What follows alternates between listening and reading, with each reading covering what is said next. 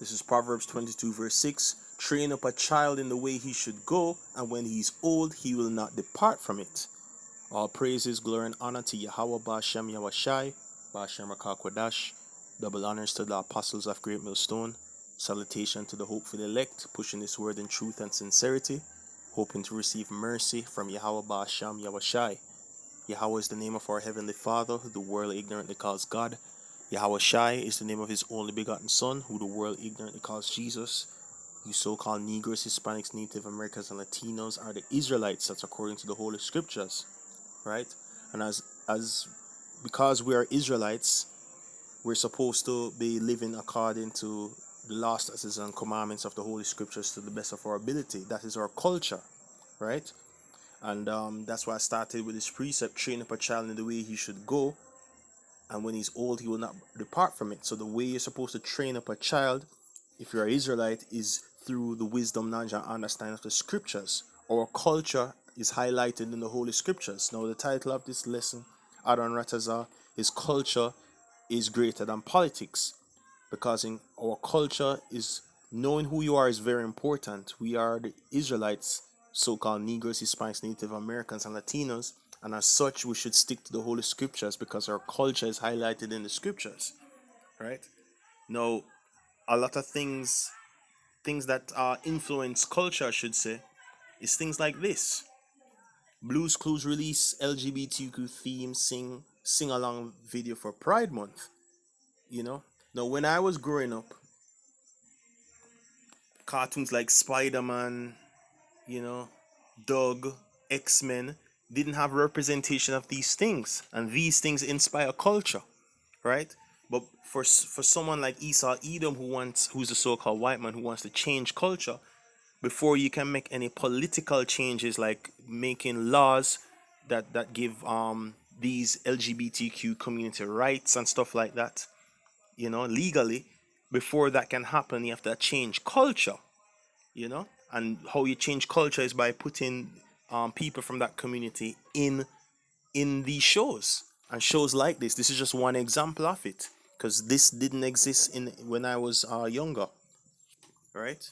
So I have a quick article here, and I'll get some more precepts.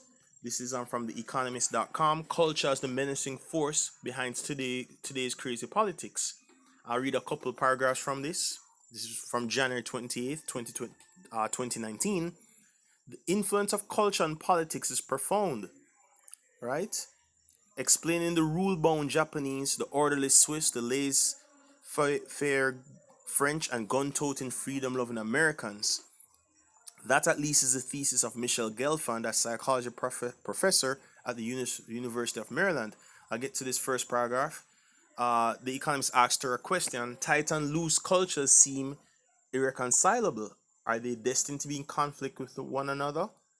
Right? So they're asking the difference between tight cultures against loose cultures, and this is what she had to say. Tight and loose cultures are actually compatible. Each of their strengths is the other's liability. Tight cultures are cultures like in the Holy Scriptures, from the tight, because they stick to the law, statutes, and commands of the Scriptures.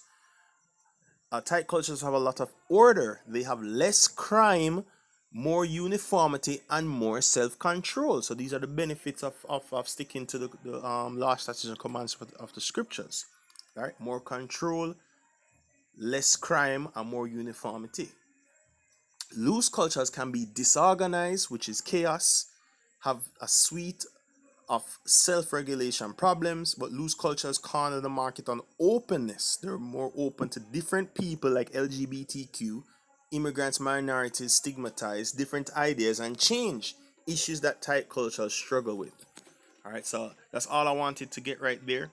And the point I wanted to make as well, why culture is more important than politics. Before you can make any legal changes, like giving LGBTQ rights legally, before that happens, you have to affect the culture. And one way to change the culture is by putting representation of them in things that affect the culture, like the TV programming.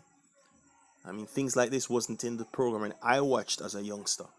But First, they add representation of those communities in these programming that affect culture, and then years later you can start to put in rights for them because the culture has now been affected. So this is not as innocent as it looks, right? That's why Proverbs 22 verse 6 says, train up a child in the way he should go, and when he's old, he will not depart from it. So if this is the way you're training a child, when he gets older, he's going to think that this is the way to go, rather than sticking to righteousness. All right. 1 Corinthians 6 verse 9, know ye not that unrighteousness shall not, that the unrighteous Salakia shall not inherit the kingdom of Yahweh, right? And this is unrighteous because what you're seeing right here is a male dressed as a woman. According to the scriptures, that is unrighteous. Be not deceived, neither fornicators, nor idolaters, nor adulterers, nor effeminate, nor abusers of themselves with mankind. So this is effeminate right here. That's not going to be in the kingdom of heaven, the kingdom of Yahweh Bashim Yahushai, which shall be on earth as it is in heaven. Deuteronomy 22 verse 5, the woman shall not wear that which pertaineth unto a man, neither shall a man put on a woman's garment, for all that do so are abomination unto the Lord thy power. All right. 1 Corinthians 14 verse 33, for God is not the author of confusion, but of peace, as in all churches of the saints. Now this is confusion right here. This is the definition of confusion, right? The Lord made two genders, but this is a confusion or a merging of both genders. This is confusing, man, especially to impressionable young minds. Habakkuk 2 verse 15, woe to them that giveth his neighbor drink, that puttest thy bottle to him, and makest him drunken, also that thou mayest look at on their nakedness. And the strong drink that the nations, notably Esau, Edom, is giving to the rest of the world is his philosophies, his wayward philosophies like LGBTQ, right? Which used to be deemed a mental illness years ago, but now through affecting culture, they've changed the perception of it, and then they back that up by changing policies through politics to give them rights and so forth. Yeah. So just wanted to show that in this lesson that culture is greater than politics. Yeah, and you've seen an example of it here. Reason is, once you change culture, then you can change the politics, the government, the policies, the law, through changing the culture. So that is why when you see certain things being represented in your TV programming, in aspects of culture, it's very important to and it's not as innocent as you think. It's very important to guard what our young impressionable minds are taking in. Yeah. So hopefully this lesson was edifying. All praises to Yahweh Bashim Yahushai, Bashem Rakar Kodash. And I'm not sure if I looked at the definition of culture. I'll just look at it right here. This is the definition of culture: the customary beliefs, social forms, and material traits of a racial, religious, or social group. The customary beliefs. Now, all our beliefs are highlighted in the Holy Scriptures. Now, that should be the compass that navigates culture if you're a Hebrew Israelite. Yeah? But instead, because the wicked rule the world, we have this this abomination, affecting us. All right. Shalom to the elect.